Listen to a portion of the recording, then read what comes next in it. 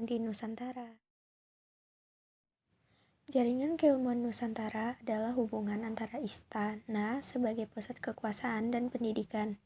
Proses terbentuknya jaringan keilmuan di Nusantara terjadi karena adanya faktor kepentingan ekonomi pada saat itu. Nah, terdapat dua peranan yang menjadi proses terbentuknya jaringan keilmuan di Nusantara. Yang pertama, peran raja, wali, dan ulama dalam pengembangan Islam di Nusantara. Yang kedua, peran istana Islam pada masa kerajaan. Nah, kita masuk ke materi selanjutnya ya, teman-teman. Berikut adalah peran raja, wali, dan ulama dalam pengembangan Islam di Nusantara. Yang pertama, raja. Raja memberikan kepercayaan kepada rakyat tentang Islam. Kedua, wali songo. Wali songo biasanya menyebarkan agama Islam di Nusantara dengan cara yang unik, misalnya dengan lagu, wayang, ataupun kitab-kitab yang ditulis. Ketiga, ulama. Ulama mengarang kitab yang digunakan untuk menyebarkan Islam di Nusantara.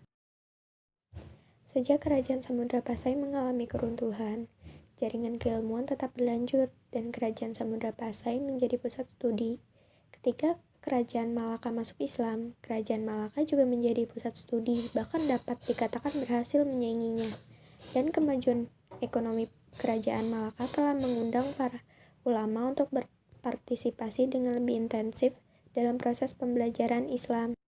Keberhasilan Malaka dalam waktu singkat merubah konsepsi dan sikap terhadap agama, menyebabkan banyak para ulama besar dari mancanegara datang. Hubungan antar kerajaan misalnya Samudra Pasai, Aceh Darussalam, dan Malaka sangat bermakna dalam bidang keagamaan dan kebudayaan. Di Banten, fungsi istana sebagai lembaga pendidikan sangat mencolok.